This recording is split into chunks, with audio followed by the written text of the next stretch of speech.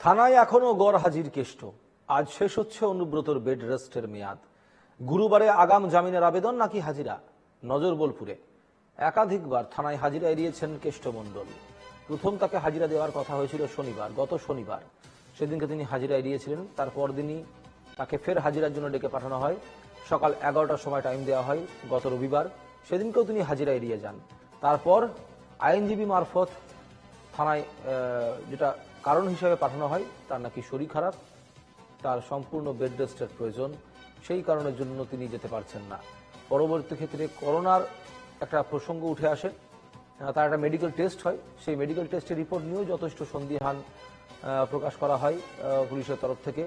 এবং পরবর্তী ক্ষেত্রে একের পর এক তার হাজিরা এড়ানোর পর আজ আগাম জামিনের আবেদন করবেন নাকি গ্রেপ্তার করা হবে অনুব্রত মণ্ডলকে। কারণ আজই শেষ হচ্ছে অনুব্রত মণ্ডলের বেড রেস্টের মেয়াদ।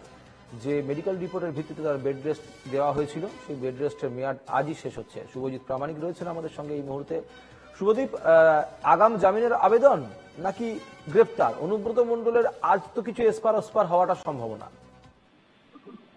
একদমই তোমাকে বলে রাখবো যে আজকেই কিন্তু অনুব্রত মণ্ডলের যে 5 দিনের বেড রেস্টের সময়সীমা তা শেষ হচ্ছে এবং তার পরবর্তী অনুব্রত মণ্ডল কি পদক্ষেপ নেবে এবং তার সঙ্গে সঙ্গে বীরভূম জেলা পুলিশ তারাও কি পদক্ষেপ নেবে সেটাই কিন্তু এখন দেখার প্রশ্ন হয়ে উঠেছে।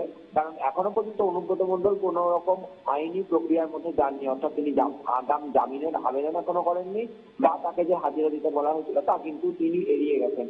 তাই স্বাভাবিকভাবেই আজকের দিনটি অত্যন্ত গুরুত্বপূর্ণ হতে চলেছে বীরভূমের রাজনীতিতে। কি হতে পারে এই ঘটনার পরিপ্রেক্ষিতেই হচ্ছে সবার নজর থাকছে। কারণ আমরা দেখেছি অভিষেক বন্দ্যোপাধ্যায় তিনি ফিরে আসার পরে কিন্তু একটা সম্ভাবনা দেখা দিয়েছে যে অনুব্রত মণ্ডলের বিরুদ্ধে কড়া পদক্ষেপও নিতে পারে দল।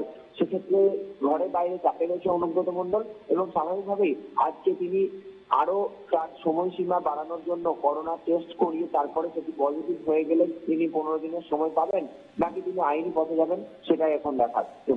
ধন্যবাদ শুভদীপ।